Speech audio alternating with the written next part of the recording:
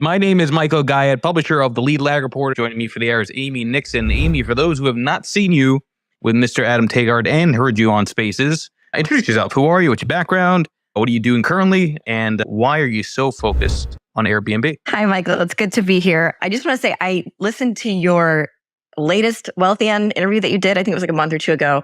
And I thought you did a really great job. I think you are probably one of the more misunderstood people on this Twitter X app. So yeah, it was great to just kind of get an opportunity to honestly to hear from you as not as a host, but as a guest. So I think, by the way, I surprised Adam by not cursing. Going back to persona online, which does work, but obviously, face to face and doing things like that, it's a much more professional demeanor. But anyway, this is your show, so please continue. Yeah. So I am based in Dallas, Fort Worth, and I do macro and housing analysis. I've been doing this for about 3 years now. I've had this Twitter account going for about 3 years, but it's really taken off in the last year, I would say. And I just recently have appeared on Fox Business a couple of times. So that was something new for me. So yeah, there's just been a lot going on. I'm also a mom. I've got 3 kids and I do a lot of volunteer work in our community with our PTA. And I am a distance runner, which I know you mentioned the pull-ups. I just recently completed a pull-up challenge. But I'm very into fitness and I qualified for Boston at one point and I'm hoping to do that again soon. So yeah, that pretty much sums up kind of me and my interests. I think what was one more part of your question about why I'm focused on Airbnb? Was that the other part of the question? Yeah, because I think, I was going to make a joke about, you're getting good at the marathon because you're trying to run as far away from Airbnb type properties as possible. But yes, explain kind of the focus on Airbnb here. You know what? It started with, I felt like whenever you have what looks like an asset bubble, there's always underlying investments and greed going on are the things that sort of drive that bubble up to that final peak. And in every housing cycle where we've had a bubble, particularly the last one that we had in 2000, I would say the bubble part phase was like 2004 to 2006. There's always this sort of end stage where you have sort of the common man entering into this investment space with some form of what sounds like a too good to be true investment. And in that earlier '08 bubble, the too good to be true investment thesis was you could flip homes, pretty much take out as much leverage as possible because it was it couldn't lose deal. And the reason they said it was a couldn't lose deal is because prior to the '08 crash, we'd never had home prices drop nationally like the way that they did in 2008. So the way that the investment thesis was pitched to sort of the common investor was, hey, you know what? It doesn't matter how much leverage you're taking on. It doesn't matter how much risk you're taking because housing has always been a, quote, safe investment. Real estate's always been safe. The prices don't go down. Therefore, you can't lose. And that's how things were sort of framed during that time period. And obviously, a lot of people learned their lessons from that. And we have now moved on to a place where the average person is not getting a crazy ARM mortgage and lenders are not lending blindly to just residential families the way that they did in that 2005, 2006 bubble. But that doesn't mean that there's not speculative behavior going on in other aspects of the real estate market. And I think in this particular housing cycle, the speculative behavior is not being seen in residential home loans. It's not being seen in flippers as much, although there is some flipping this time too. It's being seen in sort of, I zeroed in on Airbnb, but I would actually pull the scope out slightly and say passive income landlordism is kind of what I'm seeing, where I'm seeing the speculative behavior in this cycle. And I actually was just reading an article today in the New Republic that I think like perfectly captures what I was the spirit of what I was trying to say about the speculative nature of this. They're talking about how basically in this cycle, we've got in the last 3 or 4 years, influencers are casting hyper-aggressive rentierism as financial common sense. And you see it on every platform. You see it on Twitter, you see it on TikTok, you see it on YouTube videos. People are pitching the idea that you can be a landlord and you can make passive income and you can take out a massive amount of leverage and risk to do this. And it's only going to be a winning bet. And it's sort of based on the premise of, for the last probably decade or so, that we've been in a low and even lowering interest rate environment, this has worked. Big players who got into the rental market, the multifamily, the Airbnb space in, the wake of the '08 crash, probably people that entered in 2010 to 2014, those people made an absolute killing. And they're those people that are coming out and saying, hey, look how well we did. And then the next level of investors come in and say, wow, look how well they did. This is a can't lose bet. I want in too. And that eventually trickles down. And by the end of the cycle, it becomes something where it starts to feel like this is like a financial no-brainer. You can't lose. And nobody's thinking beyond the macro environment that it's been operating in for the last decade to the reality of, what we're facing now, which if you saw the 10-year yield today, is a completely different future for real estate and for landlords. I like that point about it's towards the final stages of a bubble. You see the common man participate. I term that the uneducated speculators, right? They start to come into the marketplace. You saw that in 2021 with the crypto craze. You saw that, I think, even around the AI side, and that's maybe still unraveling now. The difference between those types of movements and housing is that this is many years in the making because Airbnb was such a new dynamic. That passive income landlordism, right, is really accelerated because of technology and companies like Airbnb and Vrbo in terms of the ease of access to advertise. Now, you had a post that went viral. I saw it. I reposted it. It got all kinds of play. I think it had like several million views on it, showing, I believe it was in Austin, Texas. Correct me if I'm wrong. You had two images, right? The number of homes that were for sale, and then the number of properties that were Airbnb'd. And you said, something along the lines of, "Do you get it now?"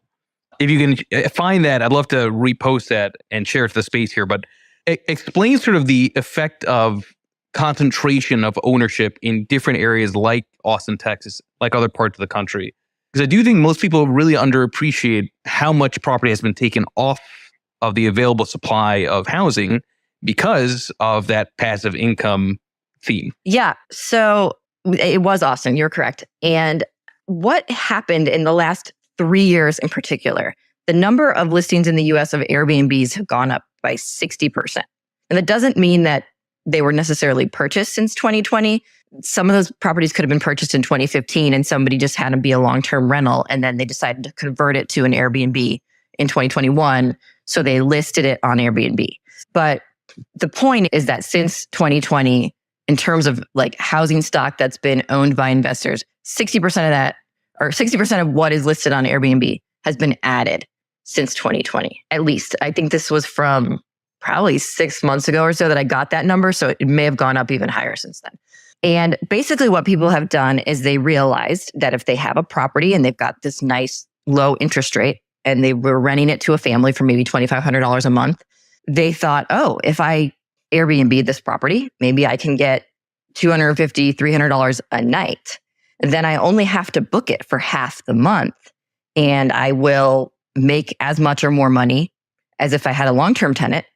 And the potential, if you book fully for the month, to make the most income is there. So I think a lot of people took their property that maybe they would have rented to a family as a home and decided to list it on Airbnb. And, they went to Home Goods or whatever and put some little chintzy stuff in there to make it kind of look cute and listed on Airbnb. And I think the idea was, even if they only got half a month occupancy, it would still cash flow and be viable. And that's one piece of it. The other piece of it is during this time period, again, after 2020, home prices just continued to go up. In fact, they shot up in a lot of regions, like especially Austin in 2020 and 2021. They were going up, maybe 2% a month. So you don't even have to have anybody renting your Airbnb. It could be empty and you were still, quote, making money on paper because your home estimate or the comp for your area was going up. So it totally made sense for people to take whatever property they had and try to make it into an Airbnb. So that's why you saw so many new listings hit Airbnb during that time period. And that's why some of these regions have such a heavy concentration of them. I think a lot of people zoned in on what were the pandemic hotspot regions in general. And Austin, I think in particular, I can see how there would have been a need for a temporary increased need for Airbnbs for people who were working in tech and maybe they live in California and they think, I want to move to Austin. So what do? Well, it's pretty yucky to come out for 2 weeks and stay in a hotel versus come out for 2 or 3 weeks and stay in a nice house while you kind of scout around and visit the area and maybe meet with some builders and try to figure out where you're going to buy your property if you're going to move to Austin and buy a property. So I think there was a lot of new demand for a home setting, sort of short to midterm rental. Even if they weren't necessarily taking a vacation, it was almost like, I know in our family, we moved to Dallas right before the pandemic. But what we saw when we were here in Dallas was that a lot of people were coming from all over the country from these other states. And they were looking specifically for a short to midterm rental for like a month that they could stay in while they were bidding on houses or scoping out areas where they wanted to buy a house. So this was an entirely new little pop of demand, I would say, for Airbnb. It's just the pandemic shift to remote really drove demand for Airbnbs in the Sunbelt and Florida, Texas, Arizona, I say in particular, were regions where that really went up. And then there were certain areas of California as well. I know Joshua Tree was one that got very saturated very early on. But yeah, I see you put the tweet up. The numbers are crazy. The numbers are crazy. And I can't imagine that those are all being occupied. I think the last occupancy data that I pulled from Ravu said that in Austin, they were running about 40% occupancy right now in their Airbnbs.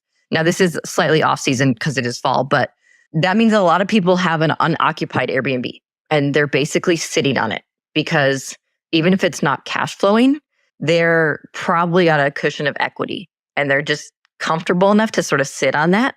And I just tweeted earlier today my comments on the 10-year where we've kind of are in this place right now in our cycle where people that own assets are just sort of hanging on to them, waiting and hoping for the Fed to pivot with the interest rate trajectory they're on.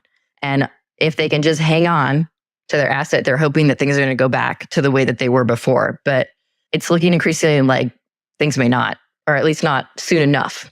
So anybody that's sitting on a property that isn't cash flowing, I think every month that ticks by, they're going to start to have to make that hard calculation in their head. You know, do I want to keep paying increased property taxes? Do I want to keep paying higher insurance premiums? Or did a roof break? Do I need to do a repair?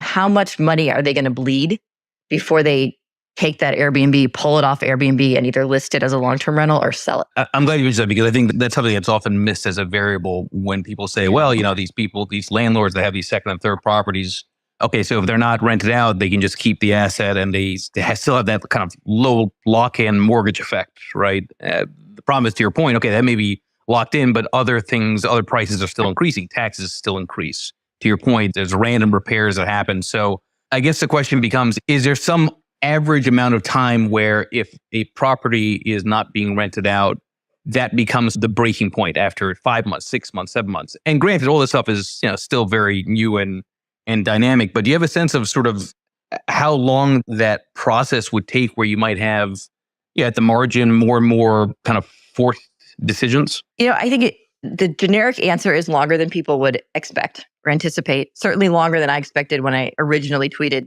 about the Airbnb last October.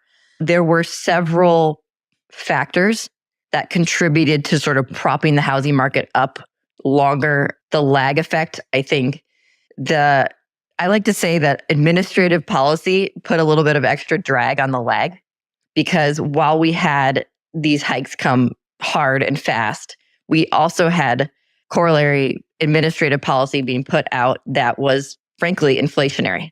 And when you're combining inflationary administrative policy with what's supposed to be disinflationary rate hikes, it sort of created this log jam. And I think in terms of how the hikes were typically supposed to play out with the typical lag trajectory, I think the lag ended up having some drag and taking longer than people expected.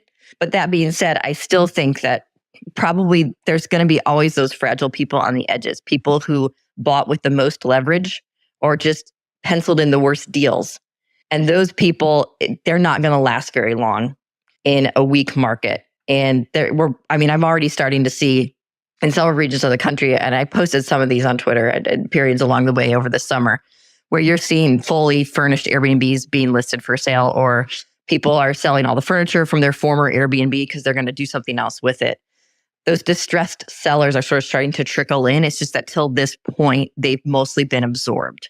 And I think the point where you're going to stop seeing that absorption rate is coming soon. And it's probably going to come hard when we have change in the labor market, which it feels like we're sort of on the precipice of that right now, but we're not there yet. And that's just assuming, we sort of follow the trajectory that we've been on. If we have a massive credit event and a solid recession, then you're going to see a lot of these properties come hit the market really fast. That's going to be a total game changer. But assuming we stay on this sort of, I guess I call it no landing scenario, then I think it's going to just be like a trickle from the edges of the people that were the most over leveraged, that sort of doing the calculus in their head, like, okay, I've been bleeding out for X number of months and I'm not seeing anything. Things are moving in a worse direction than a better direction in my region with home prices or with inventory or whatever. And so they start to bail.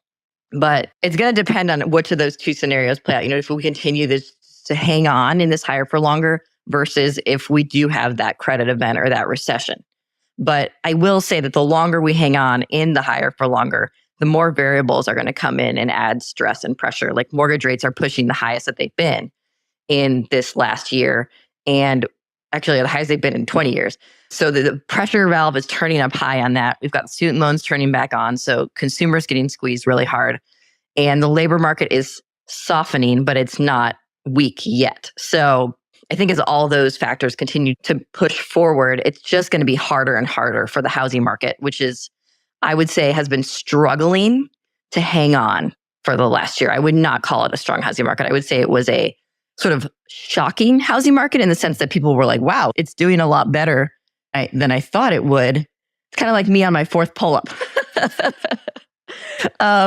It hung in there and it got through this year pretty okay, but does it have anything left in it for, the next 6 to 12 months?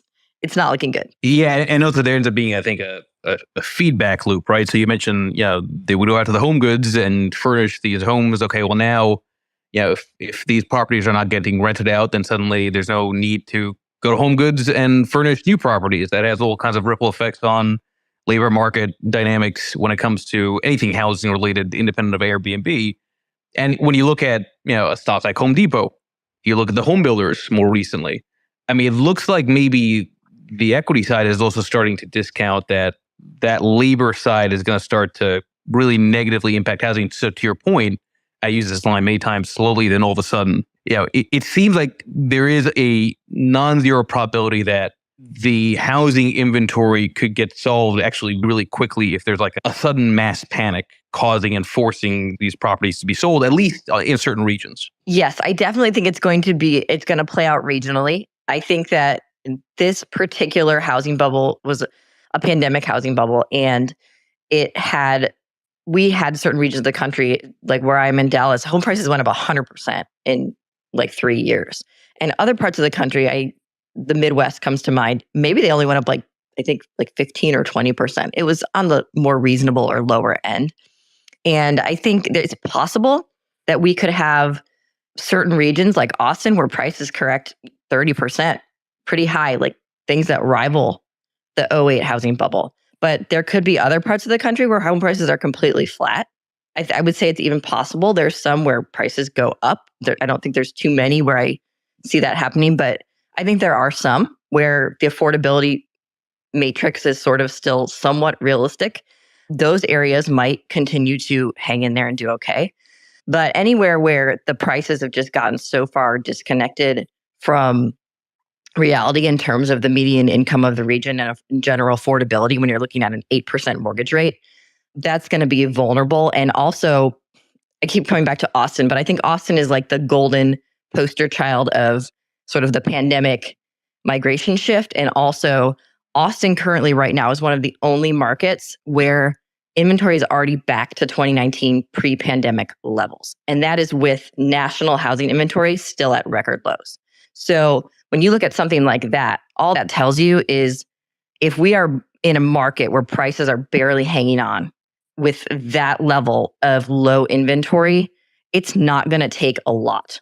It's not going to take a lot to start to move things and pressure the repricing of these assets in a lot of these markets. And I particularly think that when it comes to homes, obviously homes are priced at the margins. And what tends to happen, and we saw it on the way up, is it takes one or two comps in your neighborhood to ding those prices pretty quickly. And But by the way, it's not interesting, but like, I'm glad you say that, because this is what drives me crazy about those that say, and I've had plenty of very intelligent, and this is what they do in their career. They focus on housing and forecasting. They say, well, it's not enough to solve inventory. Yeah, but neighborhoods get comped at the margin. Yep, they get comped at the margin. And again, one more point I wanted to circle back to with the regional aspect too is you've got to keep an eye on areas that have a lot of land that we've been building on as well. And Austin, again, is my poster child because there are exurbs of Austin that have tons of new construction. And I know Melody Wright just drove out there. She went to one of these sites to look and talk to the builders and ask about how many of these properties are sold, how many of these properties are listed. They're being built, they're vacant. So if you get into any type of distress situation, those are the homes that start getting cut in price, and they get cut fast because they need to make that sale before the situation gets worse. This is not a family that's sort of hanging onto their house and this is their equity money, and they're going to say, oh, I can't cut the price. If the real estate agent says, well, you need to drop the price 5% to get the sale. A lot of times a family is going to push back because they sort of have this irrational attachment emotionally to their Zillow estimate. And they think this is my net worth and this is what my home is worth. And I can't possibly lower it. And that's a frustrating thing to me, is that what happens in these bubble cycles when you have a down cycle is it's almost always the small person, the family, the individuals that get hurt because they're the ones that psychologically struggle to make those drastic cuts up front that frankly need to be made. And experienced investors, they'll make them. Builders, they'll make them because they know what's coming. But an individual person that's maybe selling their first home and trying to sort of tread water in a market that's shifting downward, that's the person that's more prone to make a mistake. And that's the person that, we saw this happen in 2008. They list their house for, $400,000, and they start cutting every month, but they're behind the curve. And they stay behind the curve, and it worsens, and they find themselves a year later selling that house for maybe $300,000. Where if they had just cut it to $375 that first month, they would have gotten out so much better. Just to reset the room for the remaining 20, 25 minutes here. Everybody, please make sure you follow Amy Nixon here on X. If any of you want to come up and ask questions, click that bottom left mic request button. Check your DMs. I'll prompt you. And as always, this will be a podcast under Lead Lag Live. That Zillow anchor, I think, is actually interesting. I hadn't actually thought of that, but psychologically it makes a lot of sense, right? People, when somebody's not pricing real time, you need something. People need an anchor. So they're looking at Zillow, and that's sort of their frame of reference for how much their net worth is and how much they should sell something for, what they should buy for.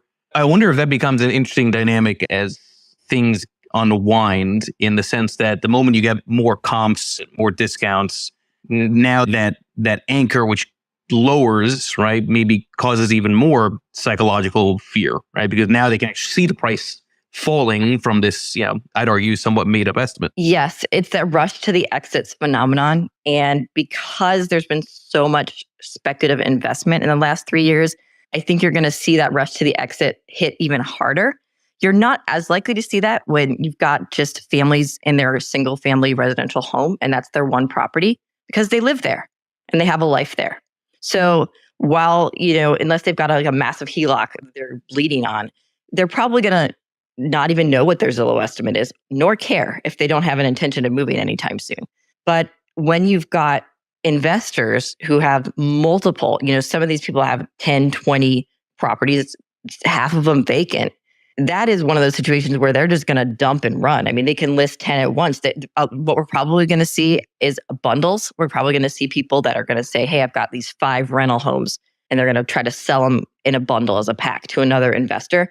And basically what that is, I call that the greater fool trying to sell to the greatest fool.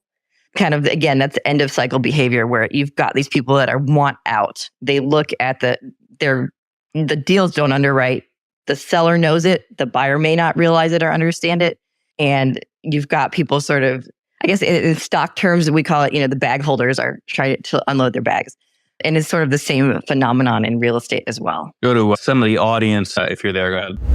I think in terms of illegal immigrants, I don't see, people who are crossing the border going to be coming out and buying real estate at these prices, with these interest rates. We've got plenty of our own U.S. citizens that have pretty solid, high-paying jobs in a lot of these regions that can't afford homes at these prices. And so I don't really think an illegal immigrant that is not even on the books with official job, and I'm not sure how in the world they would ever qualify for a mortgage. But in terms of needing a place to live, sure, you could make an argument that would help support rents. But again, I think that's going to be sort of the lower end rental market. It's not going to be, what we've seen built here in Dallas in the last, I would say, 5 years. I hadn't thought about it in terms of that. I think that is possible. We do actually see that somewhat in Dallas. We see multi-generational living where we will have families that come. Usually it's legal immigrants, but they'll come and you'll have the parents and their adult children. And so you've got maybe 4 paid salaried people combining those incomes to buy a home. And in that sense, yes, that can help prop up prices in certain markets, because anytime you're adding additional incomes to a mortgage application to qualify, it's going to give you more qualification and it's going to boost your ability to pay, $1 million for this suburban home. But to the extent, I don't know that's enough to just continue to prop up the entire market. I think it's a factor that's helping for sure. But I don't know that it's going to be enough to keep it going, and certainly keep it going against headwinds of a recession and of a softening labor market. Okay, that was kind of a 2-part question. So I'll circle back to what you said first, which was asking about home prices the next 36 months or so. I struggle with coming up with really any sort of bullish scenario for home prices. I think the best case scenario I can come up with is choppy and negative real. And that's assuming the best in terms of the labor market and no credit event, and that we're able to get inflation magically to this 2% target without having drastic other problems in our economy. I just don't see, without lowering rates below, I don't see, it doesn't make sense to me when people say, oh, as soon as rates go down, that home prices are going to go back up, because what's going to make rates go down? I mean, the only thing that's going to make rates go down is a credit event or a recession or a big punch to the labor market. We're seeing it now. The 10-year yield is shooting to the moon, and we're not back to our inflation target. And until we get back to that inflation target, there is zero catalyst for the Fed to just say, oh, hey, we're just going to start cutting for the heck of it. They may pause for a long period of time. But again, the longer that they're paused and holding, that's just more pressure on the market. And it's more pressure on the housing market, in particular in real estate. We're seeing a lot of cracks in the commercial real estate market too, now that some of those are getting pretty deep and bad. To me, I see this all snowballing into a credit event at some point. I would say probably in 2024. And that is when we will have an actual recession and home prices will come down. What percentage are they going to come down? I don't have a crystal ball. I don't even know that I want to throw out like a number for like a national drop. I think it would be a multi-year downturn. Like it was kind of a multi-year wind up. I think it would be a multi-year drop as well. And I don't know, it's never linear and it's never going to look the same across all the different regions. So you may have some parts of the country where it's just bleeding and it's bad and prices drop hard and fast. And you might have other regions where they just sort of trickle downward sort of very slowly over the course of a year or two. So that would be my answer in terms of, what I see happening with home prices in the US in the next 36 months. And then the second part of your question was about the overall impact of Airbnbs on the housing market. I believe it's somewhere between 2 and 3% of housing stock in our country is being used as Airbnbs. And I don't know how accurately that is measured. I think it's probably slightly higher than that. That's just the official quote numbers that we get from the data platforms like AirDNA and VRBO and all of these places that compile the data for that. But there's probably a lot of other ones that are kind of not listed on regular sites, or there's sort of off-label use. There's a lot, there's not everything always hits MLS when you're selling houses, and not everything is always going to hit the official listing sites when you're renting out your vacation home. You might just go on Facebook and say, hey, I've got this house for the weekend. Do my friends want to rent it? They don't even bother to put it on Airbnb. So the official numbers are between 2 and 3%, but it's probably higher than that. But you have to think about it in terms of just how terribly low our inventory is in this country with homes for sale, residential, single family homes. We're only about 1 to 2 million homes short of where we sort of need to be to get back to that, what I would call pre-pandemic normal level of housing inventory that we kind of held through 2010 to 2019. And there's like about 2 million Airbnbs in the US. So, if we take half of those and put them back for sale on the real estate market, obviously I realize some of them are vacation bungalows that, maybe a family's not going to want to live in some kind of beach house. But if we took, a percentage of those and put them back on the market, it would make a massive difference in a market that has such crushed inventory. So I would say it's a small percentage of overall housing, but that a small percentage of overall housing can still have a really outsized impact. That's a great question. There's a couple of things that I'm looking at. And the first one that I constantly am monitoring is occupancy rates. So I use Rabu. It's a website that shows you sort of the occupancy rates, and it will chart them through the year. So you can see not only, is occupancy low right now, but, where was occupancy last year at this time to sort of account for that seasonal component. And what we're seeing right now is that occupancy is lower across the board. So it's having lower highs and lower lows during the off season. So that is a sign that there's sort of trickle down in overall demand for Airbnbs. That's the first thing that I would say that I'm tracking.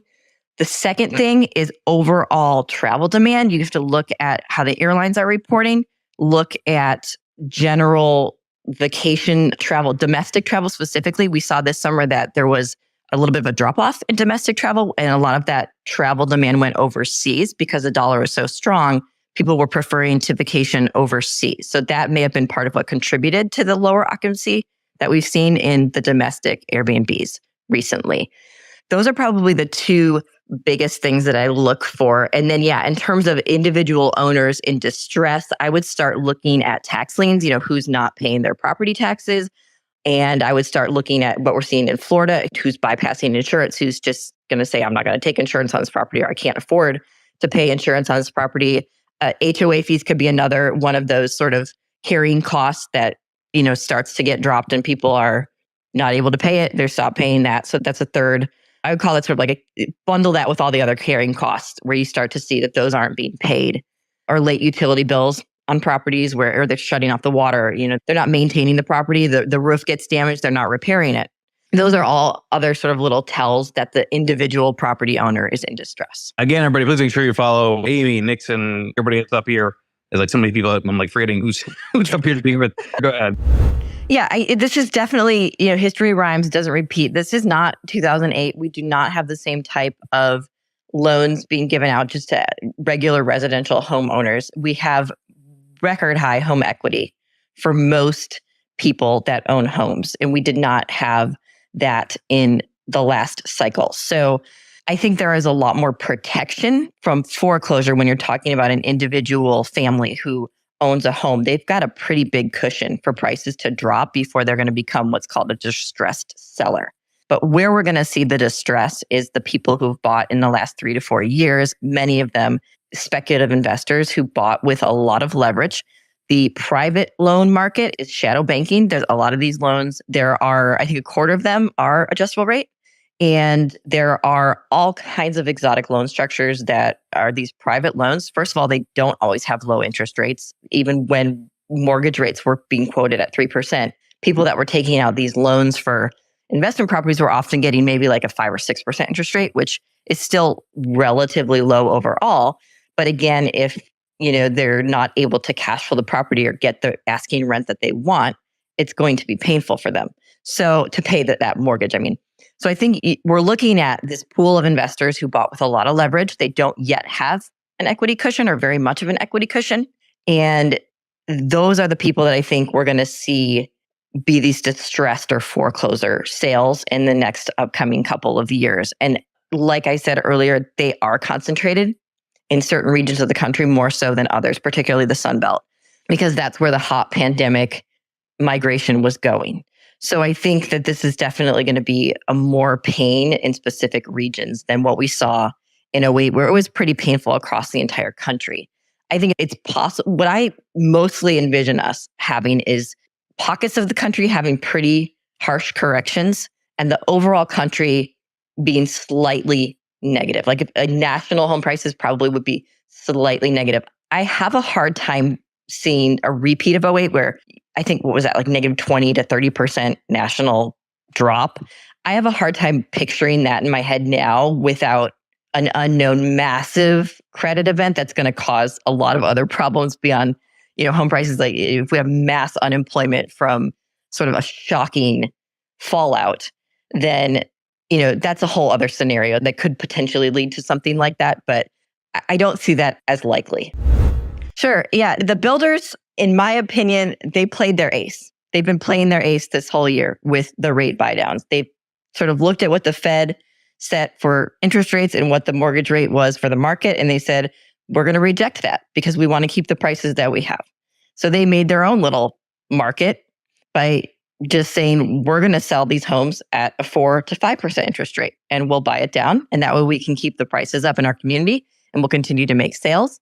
And it's not just D.R. Horton. All of the builders have been doing this for the entire last year. And I think that they've been doing it under the pretext that this was a stopgap measure. We're going to do this for a certain period of time. And then the Fed's going to go back and lower rates to the way they were before. And things are going to go back to the way that they were before. So we can sort of hang in there and keep our margins functional enough. And this is why we saw home builder stocks soared earlier in this year through, I think they started coming back down in July, but they soared through the first half of the year because builders were the only ones making sales. Nobody could afford to buy an existing home on the market with an 8% mortgage rate. So the only homes that were getting sold were new builds because they were getting sold below that market interest rate. So I think that play runs its course in time. And I think that the Fed coming out and saying at Jackson Hole, higher for longer, we're pausing, we're not cutting, they pushed all the cuts further out into 2024.